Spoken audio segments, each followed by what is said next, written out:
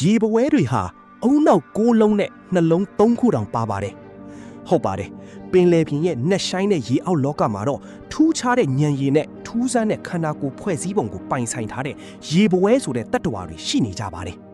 သူတို့မှာခန္ဓာကိုယ်အနှံ့သွေးပို့လွတ်ပေးဖို့အတွက်နှလုံး3လုံးတောင်ပါရှိသလိုအောက်ဆီဂျင်သယ်ဆောင်ပေးတဲ့သွေးတွေဟာလည်းကျွန်တော်တို့လူသားတွေနဲ့မတူဘဲအပြာရောင်တောက်နေတာပါ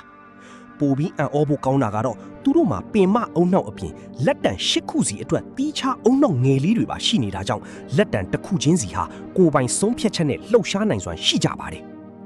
ရန်သူနဲ့တွေ့တဲ့အခါမှာလဲရေပွဲတွေဟာအရေပြားရဲ့အယောင်နဲ့အသွင်အပြင်ကိုစက္ကန့်ပိုင်းအတွင်းပတ်ဝန်းကျင်နဲ့တသားတည်းဖြစ်အောင်ပြောင်းလဲပြီးကိုယ်ရောင်ဖြောက်နိုင်ကြပါတယ်အကယ်၍အန်ဒီယေကနေထွက်ပြေးရမယ်ဆိုရင်လေရန်သူမျက်စိကိုလေသွားစေမဲ့မှင်ကြီးအမဲတွေကိုထုတ်လွှတ်ပြီးအယိုးမရှိတဲ့သူတို့ရဲ့ပျော့ပြောင်းတဲ့ခန္ဓာကိုယ်နဲ့အလွန်ကြီးမြောင်းတဲ့အပေါက်လေးတွေကြားကနေလှိမြန်စွာတိုးထွက်လွတ်မြောက်သွားနိုင်ပါတယ်သူတို့ဟာကြောရိုးမဲ့တတ္တဝါတွေထဲမှာဉာဏ်ရည်အမြင့်ဆုံးလို့သတ်မှတ်ခံထားတာပြီးပလင်းအဖုံးကိုလှည့်ဖွင့်တာကအစကရိယာတွေကိုအသုံးပြုတတ်တဲ့အထိစွမ်းဆောင်နိုင်ကြပါတယ်